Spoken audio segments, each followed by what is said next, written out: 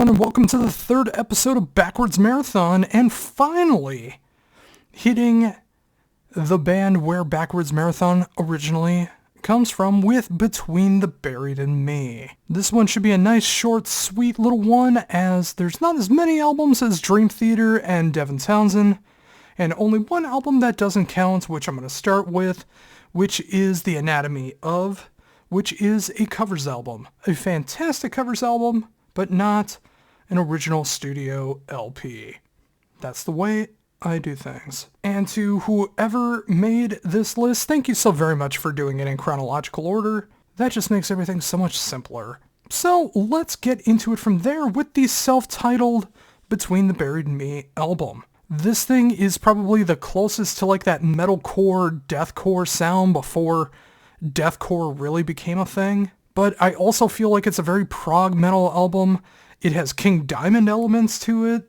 And I think it's a very underappreciated album from anyone that discovered the band from Colors onwards. It is a fantastic album. And there's no real clunkers in the BT BAM catalog. Although, even with that said, I mean, considering what else is a part of this list, I am going to go ahead and put this in C. The Silent Circus, automatic A. Almost S. Almost S. It is a nearly perfect album, and arguably one of the best BT BAM albums ever made. It is one of the most brilliant albums of the 2000s, especially the early 2000s when it came out. It just hit all the right notes and was a perfect precursor to what the band was eventually going to become. I mean, you hear those great, diverse moments of over-the-top extreme moments followed by some of the most beautiful moments that you could ever hear. The song, which I've always called Etta Digglemug, even though I don't even know how you would pronounce that, because the song originally came from a text message, a drunk text message, I believe, if I have the story correct, so it really doesn't mean anything. But I've always called it Etta Digglemut, is that perfect example. And they talk about it in the quiet moments of the song, when it's nice and beautiful. You know, it's basically like a precursor to what the band is. With sounds that make one cringe, the dogs only hear us now, and we're capable of beauty. And you really start to hear that on the Silent Circus. And it only gets more beautiful, for the most part, as you continue onward. And with that comes Alaska, which is another perfect A album. It takes everything about the Silent Circus, but makes it proggier. And I feel like Alaska is the perfect staple of what the band would start to be. The Silent Circus was the precursor album. Alaska was like the very first album of this is what we are. And of course it has the song Backwards Marathon, which is where I took the original name for the written form of how I do this, and now the YouTube version of it, which is fun and faster to do. But all that said, you know, the Silent Circus was the first album I discovered them on. Alaska is where I started to fall in love with them. And, you know, Selkies is like still one of the greatest songs they've ever written.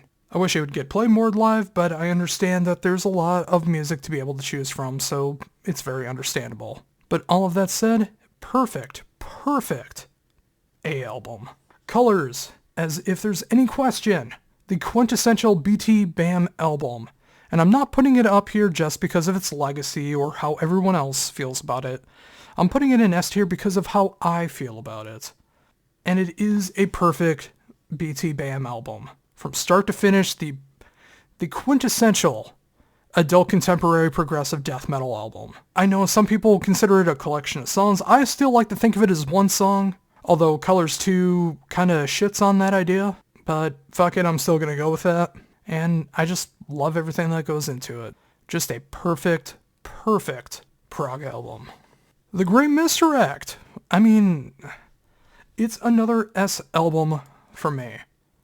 It's a great counterpart to Colors, where that feels like it's a single entity, whereas I feel The Great Misdirect is that collection of songs that were made together. But that's not a bad thing. Sometimes a collection of songs is all it needs to be. And from beginning to end, it is just the perfect album as well.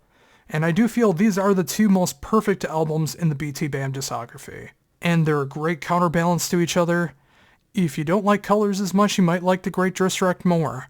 If you don't like The Great Misdirect that much, you might like Colors more. Just fuck yeah. Great stuff.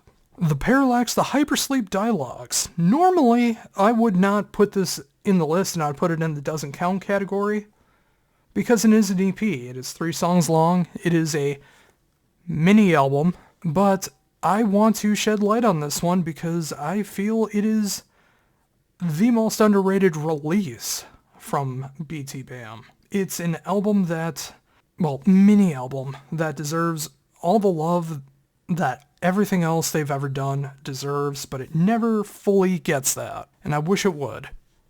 Because all 3 songs, especially Lunar Wilderness, which might be my favorite overall Between the Buried and Me song, is on this release. It's a criminally underrated song. And I wish more people dug it as much as I did. And yeah, I think, without question, I think it's a B. The Parallax 2 Future Sequence. Now, this is going to piss a lot of you off, and I understand why, but I don't care. It's a D. It never clicked with me the way that it clicked with everybody else. I think it's a fine album. I think it was a great way to be able to wrap up the story that they've been telling over several albums. But it's just, it never caught on to me the way that everything else did. I apologize. Coma Eclectic. What might be considered the most hated Between the Buried and Me album, although I think the narrative on that has kind of changed over the past few years.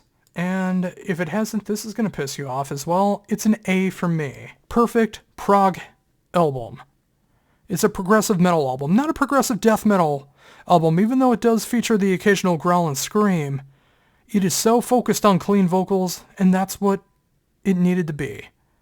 It was a great album to be able to experiment more on the progressive side of the band. All of that said, though, Automata 1 and 2 brought things back to where everyone wanted the band to be, and arguably that was the right choice. I think Automata 1 and 2, it's like they're separated.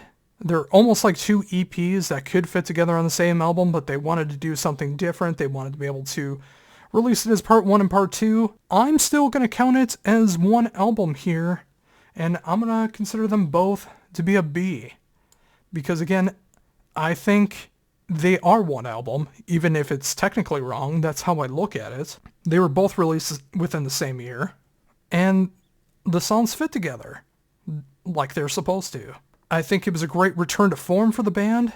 It's right up there when it comes to The Great Misdirect, where it felt like it was like coming back into where the band needed to be able to show off that progressive death metal side that they really made their own. And this was a great precursor to that because out of nowhere, they decided to make Colors 2. Colors 2 is an album that I thought was 100% unnecessary. And I was scared it might even tarnish the original Colors, which is weird for me to say because I normally don't feel that way about sequels in any capacity. Games, movies, TV shows, anything. I never feel that way, but I felt this way about Colors 2, and I feel like it's because I have such an attachment to Colors. There's so many great moments in my life that happened around the time that Colors came out. But all of that said, the second I started listening to Colors and then I listened to Colors 2, it's the perfect companion album.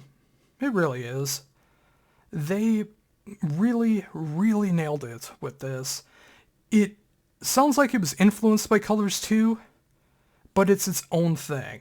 It feels like the natural progression of Colors.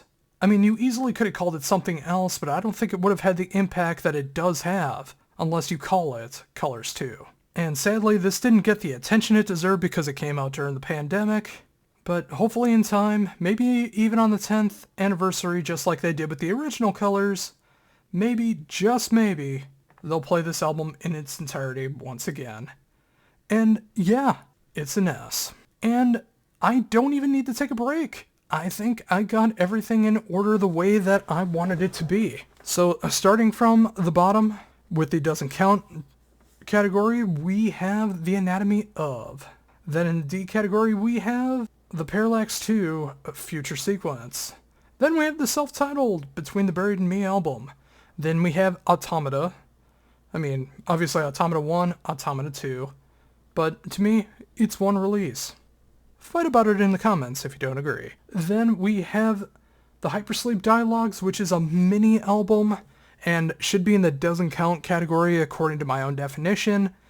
But this is the rare exception where I just don't give a fuck. I want this one shown off more because all three of these songs are dangerously and criminally underrated. Then in the A tier, we got Como Eclectic, Alaska, and The Silent Circus. Then finally, and honestly, all three of these albums can be interchanged, but I'm just going to go with it so I didn't have to make a cut. Colors 2, The Great Misdirect, and Colors.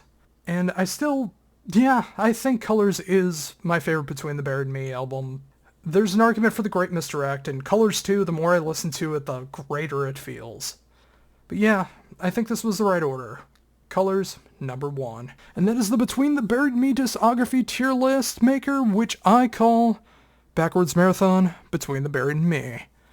Thank you so very much for checking this one out. If you enjoyed what you watched, you know what to do to be able to keep up with Heavy Debriefings. And until next time, for the next episode of Backwards Marathon, my next interview, or whatever happens next on this channel, for the Heavy Debriefings YouTube channel, this is Josh Ronquist saying, see ya.